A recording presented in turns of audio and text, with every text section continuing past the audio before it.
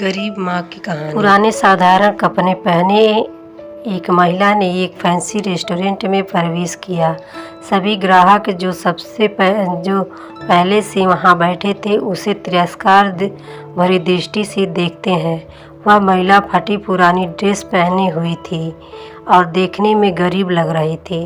परिचारिका होस्टेस तुरंत उसके पास दौड़ी। उसने यहाँ तक कि अपनी घृणा को छिपाने की कोशिश भी नहीं की कि वो बोली, मैडम आप शायद गलत जगह चली आई हैं। वह बस इतना चाहती थी कि जल्दी से इस बिन बुलाए मेहमान से छुटकारा मिल जाए। महिला ने घबराते हुए उसकी ओर देखा और पूछा कि क्या यह ताज भोजनालय है।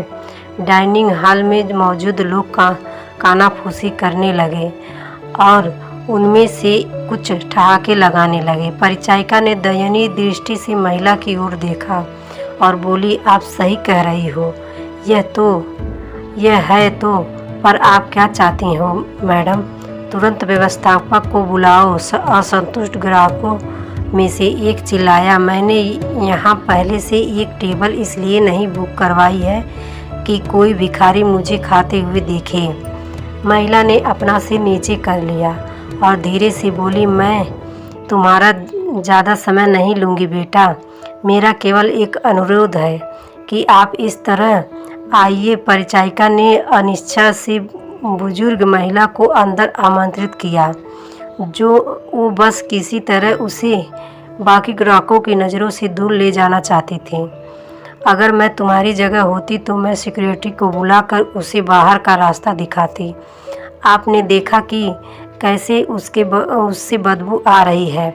वह एक बुरा सपना है। ये सब बोलकर वहाँ बैठे लोगों ने अपनी भावनाओं को बिल्कुल छिपाया नहीं।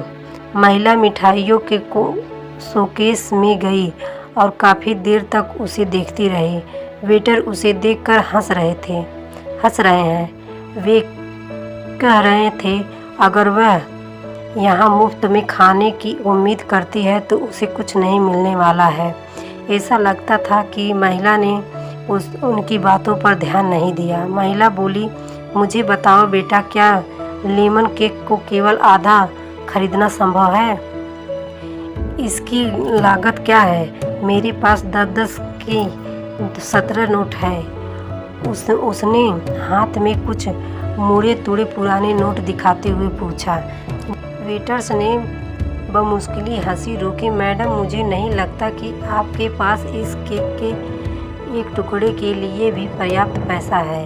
यह केवल केक नहीं बल्कि हमारे महाराज शेफ द्वारा किया गया कला का काम है। इसके अलावा हम इसे आधे में नहीं बेचते हैं।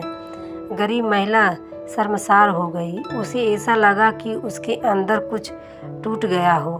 धीरे धीरे वह निराश कदमों से चलते हुए बाहर निकलने लगे। अचानक उसे रेस्टोरेंट के कोने में अपनी पत्नी के बगल में बैठे सैन्य वर्दी पहने एक व्यक्ति ने बुलाया, मैडम कृपया यहाँ आओ, आप बहुत निराश लग रही हैं। कुछ हुआ है? उसने चेहरे पर मुस्कान के साथ पूछा।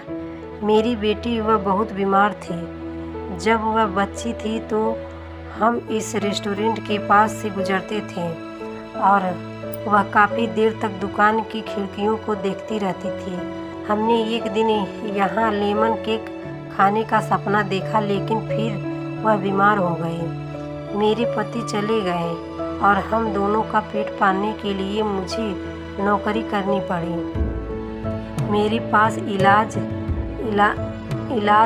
जारी रखने के लिए पैसे नहीं हैं, इसलिए अब मैं उसके लिए कुछ भी नहीं कर पा रही हूँ। तो मैंने सोचा कम से कम उसे एक केक ही दिला दूँ, लेकिन मेरे पास केवल 10 की 17 नोट है। इतना कहते हुए उसके आंखों से आंसू बह निकले। बिना किसी हिचकिचाहट के उस फौजी ने वेटर को बुलाया और उसे अपने खर्च पर महिला के लिए एक पूरा लेमन केक पैक करने को कहा।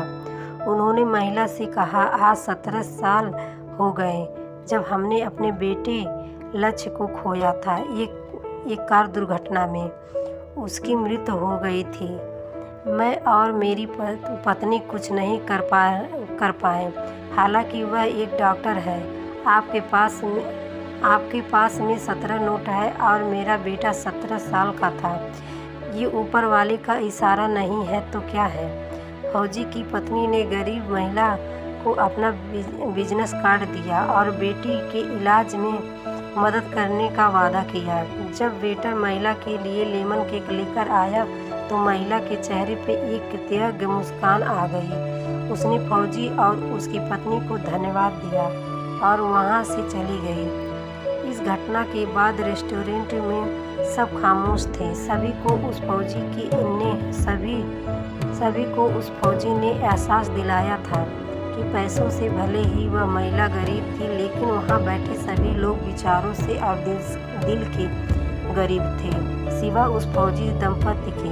अब वहाँ किसी को भी हंसने का मन नहीं कर रहा। दोस्तों, हमें कभी भी किसी गरीब, दुखिया, बेसहारों का मजाक नहीं उड़ाना चाहिए। कर सके तो मदद करनी चाहिए। उम्मीद है कि आपको ये शिक्षाप्रद कहानी पसंद आई होगी। वीडियो को लाइक, शेयर, कमेंट करें और चैनल को सब्सक्राइब करें।